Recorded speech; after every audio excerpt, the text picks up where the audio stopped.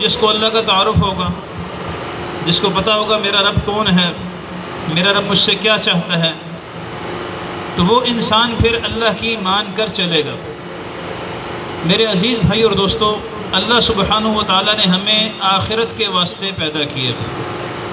اللہ نے ہمیں آخرت کے واسطے پیدا کیا ہے۔ دنیا کی زندگی کی مثال اللہ دیتے ہیں کہ مثل غیث اعجب الکفار نباتہ ثم یہیج فتراہ مصفرا ثم یکون حطاما۔ دنیا کی تو مثال ایسے ہے جیسے آسمان سے بارش برستی ہے، زمین سے غلہ نکلتا ہے، بڑا خوبصورت ہوتا ہے، لہلہاتا ہے، گندم بڑی اچھی لگتی ہے بندے کو، پھر کرتے کرتے وہ گندم پیلی ہو جاتی ہے، اور پھر اس پہ تھریشر چلتا ہے، اور پھر اس میں سے دانے گھر میں آ جاتے ہیں اور بھوسا بن جاتا ہے، اور تھوڑی دیر کے بعد وہاں پر کچھ بھی نہیں ہوتا۔ تو دنیا کی زندگی کی مثال بالکل ایسی ہی ہے کہ انسان بچہ ہے چھوٹا سا، پھر نوجوان، پھر جوان، پھر بڑھاپا، اور اس کے بعد موت، اور اس کے بعد نام و نشان بھی ختم ہو جاتا ہے۔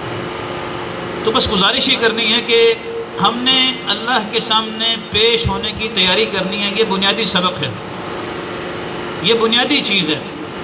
آج ہمارے پورے معاشرے میں جو انتشار ہے اور جو محکموں میں بگاڑ ہے، آپ عدالت میں جائیں بگاڑ ہے، پولیس میں جائیں بگاڑ ہے، ٹھیک ہے جی، آپ کسی محکمے میں جائیں، پٹوار خانے میں جائیں تو وہاں بگاڑ ہے۔ تو غرض بگاڑ کی ایک عام فضا بن چکی ہے۔ اس کی وجہ کیا ہے کہ یہی مسلمان اپنی آخرت سے غافل ہے، اپنی آخرت سے غافل ہے۔ اگر اس کو یہ پتہ چل جائے کہ میں نے کل اللہ کے سامنے پیش ہونا ہے تو اس کی تیاری کرے۔ تو یہ اللہ کا بڑا کرم اور بڑا فضل ہے۔ آپ دیکھیں، باتیں ڈھکی چھپی نہیں ہیں کہ ملک کے وزیر سے کہا جاتا ہے کہ بھئی آپ سورہ اخلاص سنائیں، تو وہ سورہ اخلاص نہیں سنا سکتا، سورہ اخلاص نہیں سنا سکتا۔ اسے کہتے ہیں بھائی کہ آپ تیسرا کلمہ سنا دیں، الیکشن کے لیے تیار ہیں، آپ تیسرا کلمہ تو سنائیں۔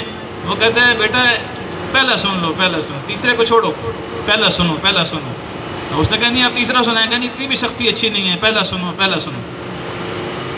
تو یہ لوگ بھی کسی نہ کسی جگہ سے ہو کے ہی آتے ہیں، کسی نہ کسی جگہ کچھ نہ کچھ ان کو کوئی نہ کوئی کچھ نہ کچھ پڑھاتا ضرور ہے۔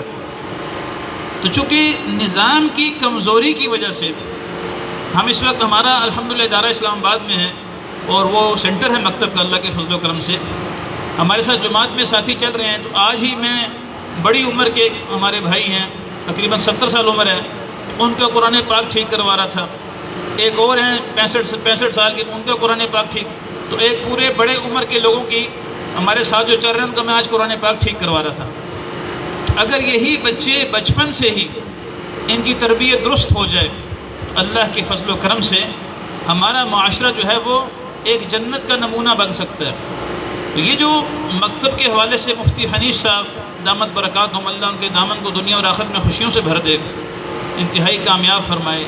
پورے پاکستان میں اللہ کی رحمت سے ایک جال بچ چکا ہے، جال بچ چکا ہے اللہ کے فضل سے۔ ملتان میں جانا ہوا تو وہاں دیکھا ماشاءاللہ ایک مسجد میں 200-250 بچے پڑھ رہے ہیں، اور پوری اچھا اس میں صرف یہی نہیں کہ بچے کو قرآن پاک سکھایا جاتا ہے، بچے کو قرآن بھی سکھایا جا رہا ہے، بچے کو معاشرت بھی سکھائی جا رہی ہے، بچے کو توحید اور رسالت بھی سکھائی جا رہی ہے، اس کو مسائل بھی بتائے جا رہے ہیں، والدین کے آداب بتائے جا رہے ہیں۔ تو غرض انشاءاللہ تفصیل سے مفتی خالد صاحب بات کریں گے۔ تو اللہ کے فضل و کرم سے یہ بچے ہمارے کل معاشرے کے اندر تھوڑے عرصے کے بعد آپ دیکھیں گے انشاءاللہ یہ بچے محکموں میں جائیں گے، اللہ کی رحمت سے یہ انصاف کرنے والے ہوں گے اور یہ سچ بولنے والے ہوں گے، اور یہی بچے عدل کے تقاضوں پر پورا اترنے والے ہوں گے انشاءاللہ تعالیٰ۔ اس لیے بھائی بہت مجھے خوشی ہوئی الحمدللہ، ہمارے قاری غفران صاحب نے بہت محنت کی ہے، باقی احباب نے بہت محنت کی۔ اللہ تعالیٰ نے حضرات کی محنتوں میں دن دگنی رات چگنی ترقی عطا فرمائے۔ والدین سے بھی درخواست ہے بچوں کی حوصلہ افزائی فرمائیں۔ ماشاءاللہ آپ حضرات نے بڑی قربانی کی، اور اللہ کرے کہ اس میں دن دگنی اور رات چگنی ترقی ہو، اور ہمارا ہر بچہ جو ہے وہ مکتب میں آ کے اس تربیت بہترین تربیت اس کی اللہ تعالیٰ فرما دیں۔ اللہ تعالیٰ ہم سب کو عمل کرنے کی توفیق عطا فرمائے۔